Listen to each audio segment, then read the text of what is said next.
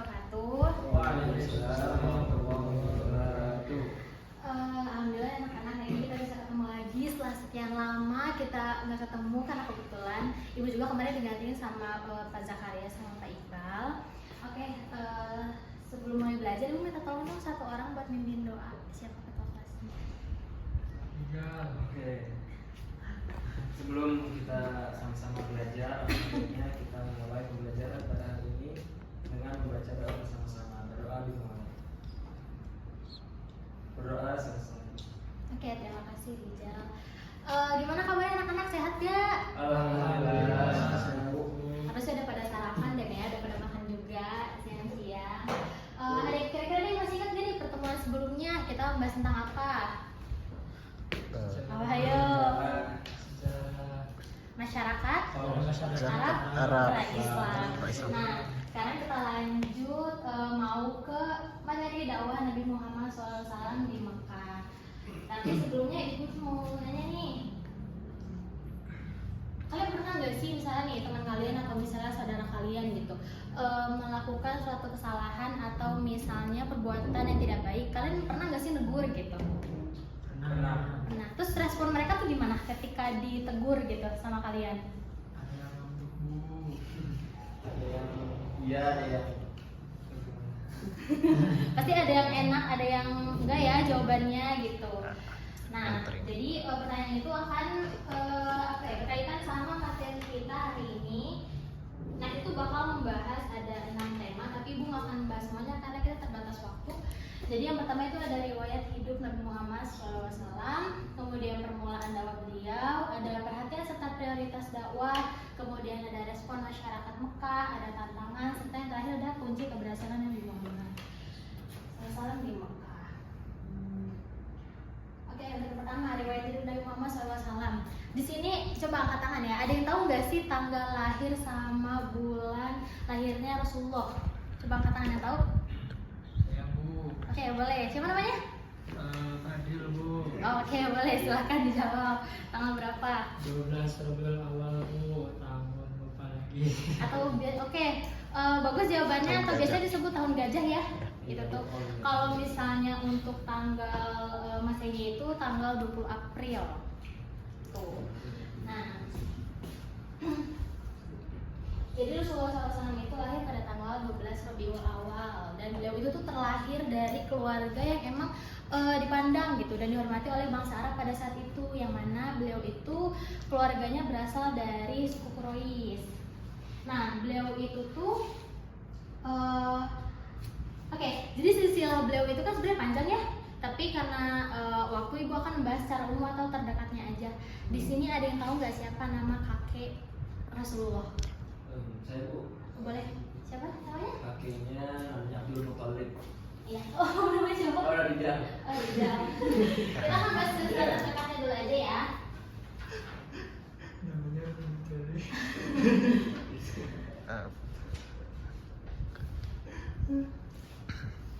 Oke, nama kakeknya itu ada Abdul Muthalib. Ada yang tahu nggak Abdul Muthalib itu punya anak namanya siapa? Ayahnya Rasulullah. Abdullah. Oke.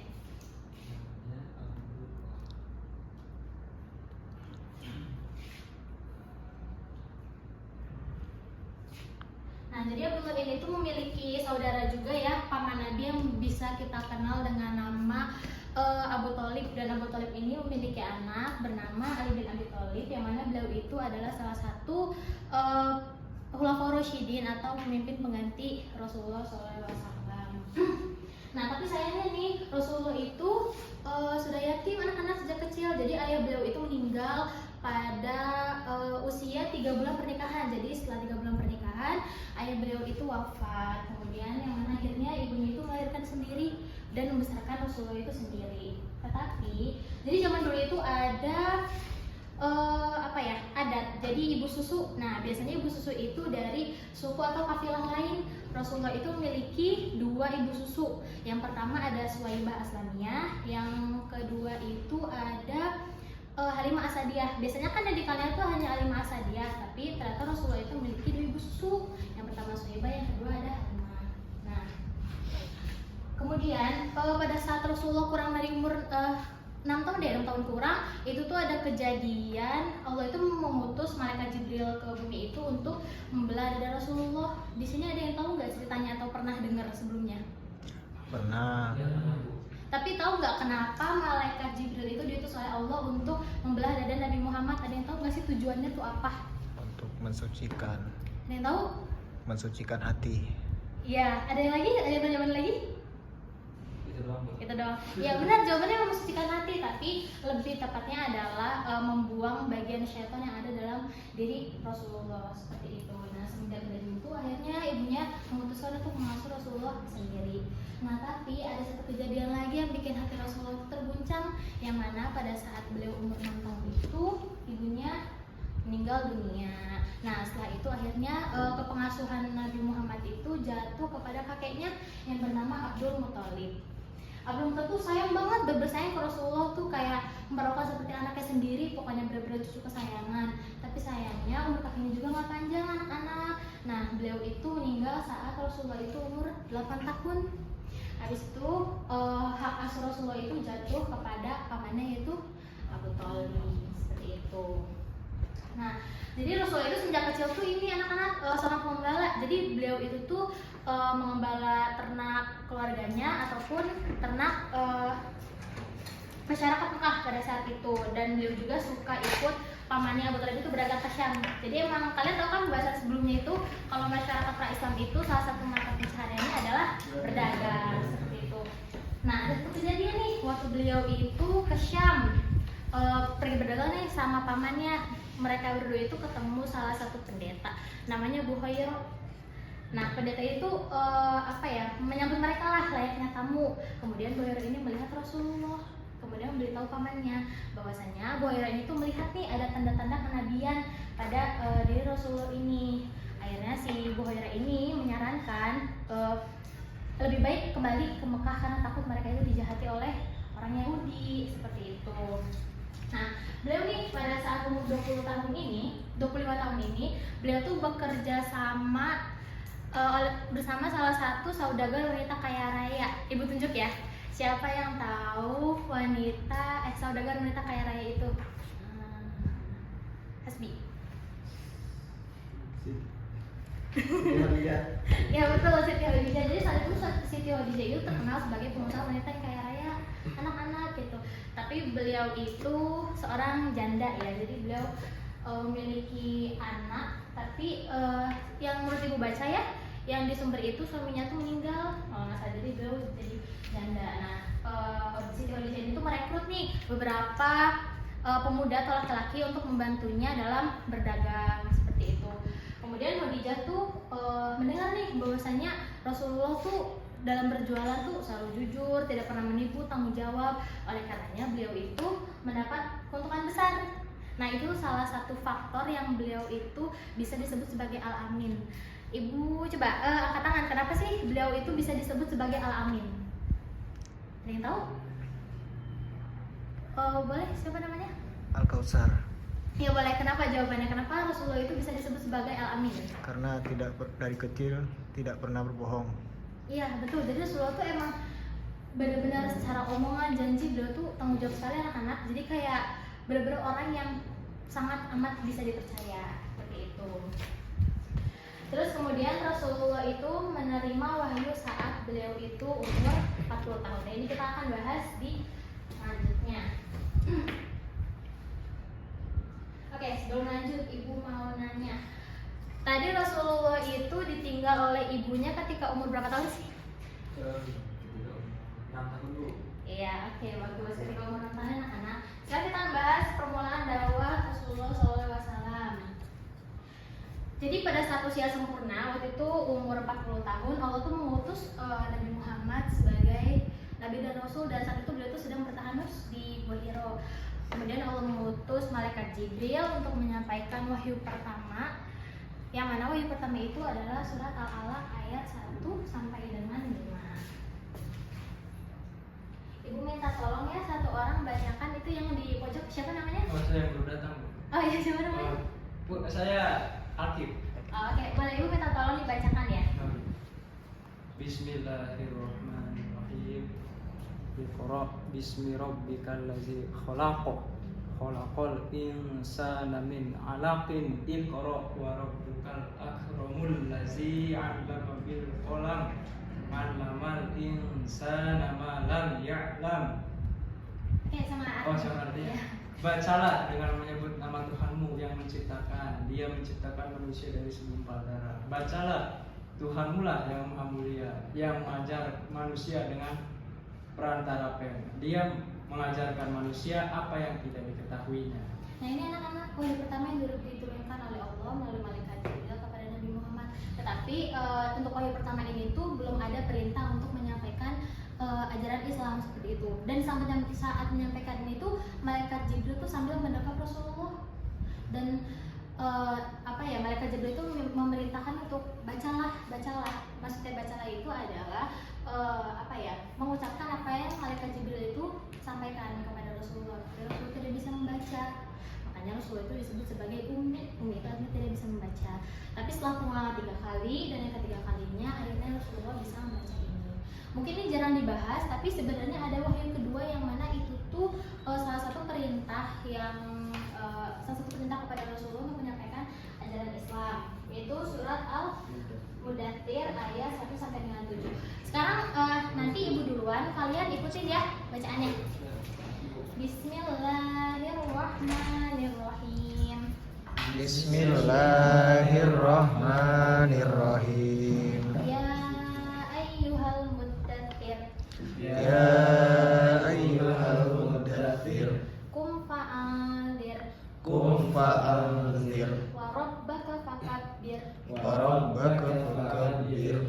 Wa thiyabaka fatahhir. Wa siyabaka fatahhir. Warrujza fahjur. Warrujza fahjur. Wala tamnun tastakthir. Wala tamnun tastaksir. Wali rabbika fasbir. Wali rabbika fasbir. Nah, ini anak-anak, jadi wahyu kedua itu surat Al-Mudaththir ayat 1 sampai 7 ini yang mulai memerintahkan bahwasanya Rasulullah harus menyiarkan ajaran Islam.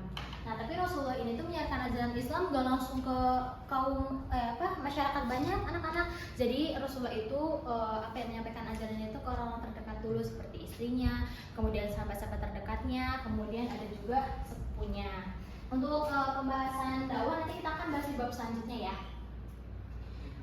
Oke, untuk selanjutnya ada perhatian dan prioritas dakwah Nabi Muhammad. Jadi Rasulullah itu berdakwah tuh bukan hanya menyampaikan, tapi beliau juga tuh ada beberapa poin penting yang diperhatikan anak-anak. Yang pertama yaitu ada mengajarkan ketauhidan. Seperti yang kalian tahu, masyarakat Arab pra-Islam itu kan kepercayaannya menyembah angin, menyembah api, kemudian menyembah berhala. Pokoknya mereka itu menyembah kepada yang selain Allah. Kemudian ada memberi khobar tentang hari pembalasan. Jadi masyarakat Arab pra-Islam itu tidak mempercayai adanya hari pembalasan anak-anak.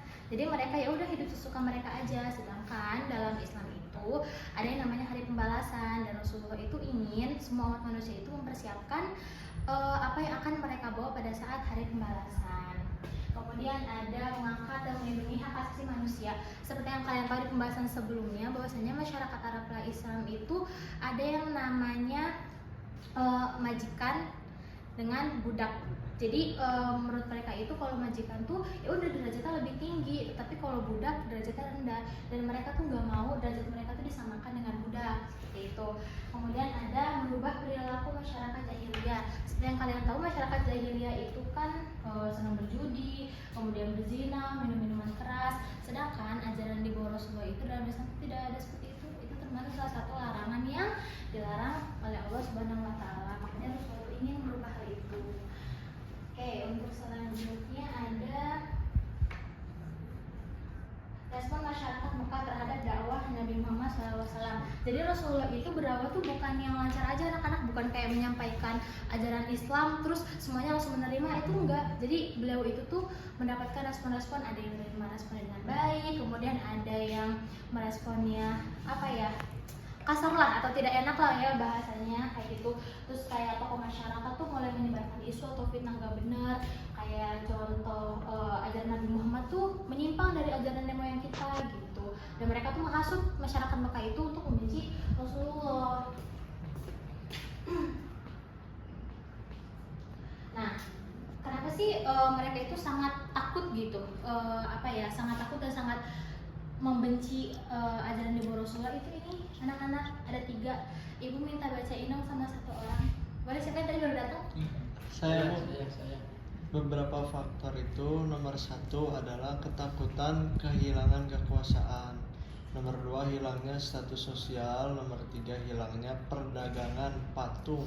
Nah, jadi oke, terima kasih. Jadi anak-anak faktor-faktornya yang pertama ada ketakutan kehilangan kekuasaan. Jadi menurut mereka itu kalau misalnya mereka meyakini dan mengiyakan ajaran di bawah Nabi Muhammad, maka semua orang itu akan memandangnya itu Rasulullah tidak akan memandang mereka lagi seperti itu. Terus yang kedua ada hilangnya status sosial. Dan tadi dijelasin status sosial di mereka tuh benar-benar jelas gitu. Jadi majikan itu yang di atas, budak itu ya di bawah. Jadi derajatnya itu tinggi dan rendah seperti itu. Terus yang ketiga ada hilangnya perdagangan patung. Seperti kalian tahu mereka kan mayoritas itu menyembah patung kan. Nah, sedangkan mata pencaharian mereka itu adalah berdagang. Jadi patung itu dijadiin salah satu bahan untuk diperjualbelikan seperti itu.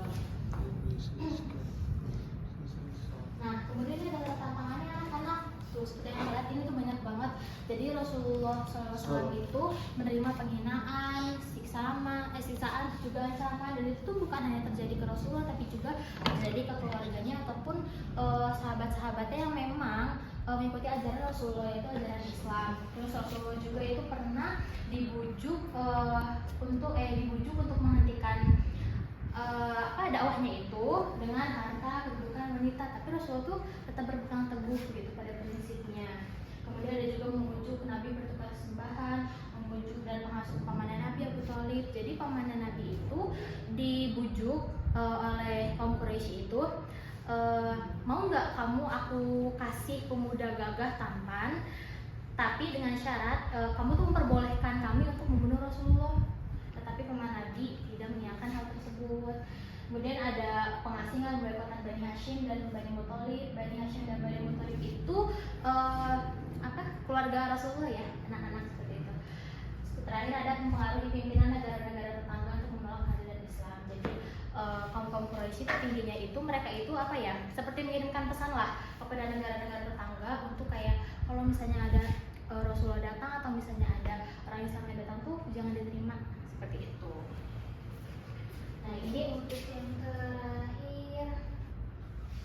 Nah, sebenarnya tuh ada beberapa kunci keberhasilan Rasulullah, mengapa makanya Islam tuh bisa sebesar ini, bisa sejauh ini anak-anak. Yang pertama ada sabar. Rasulullah tuh sabar banget dalam menghadapi penghinaan, siksaan, ancaman, dan Rasulullah tuh tidak pernah marah sama sekali. Jadi beliau tuh menyerahkan semuanya itu kepada Allah gitu. Jadi beliau hanya menjalankan tugas yang Allah berikan, kemudian sisanya beliau menyerahkannya kepada Allah.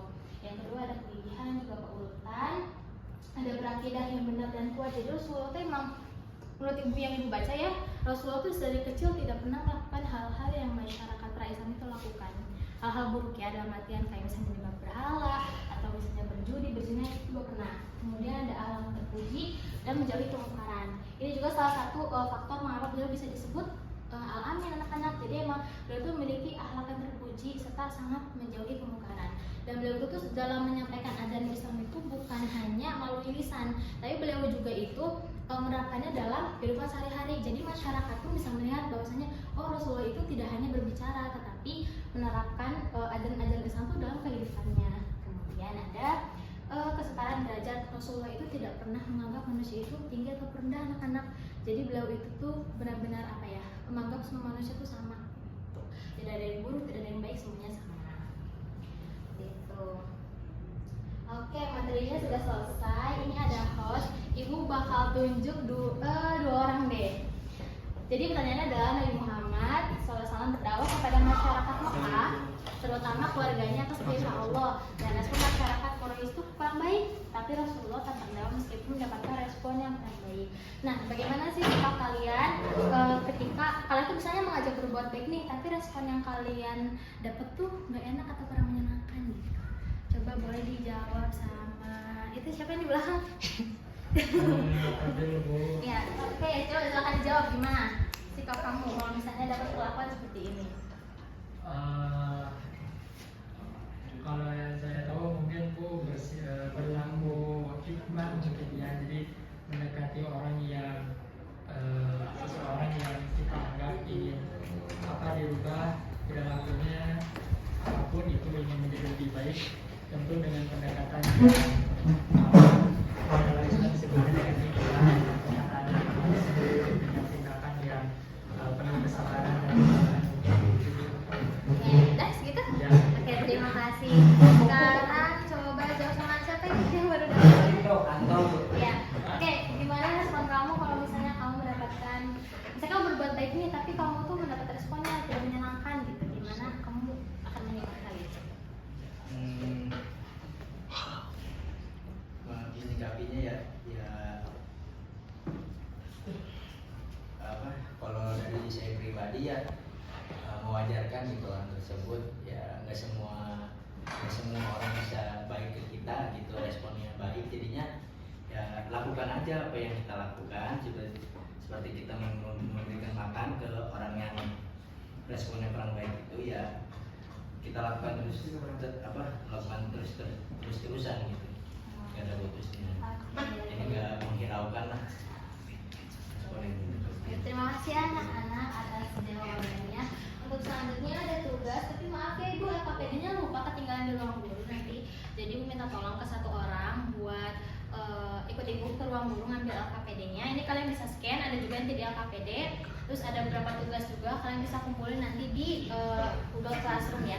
Untuk absennya, ibu nanti minta tolong catat siapa yang hadir dan siapa yang nggak hadir. Nanti kalian bisa kasih ke ibu.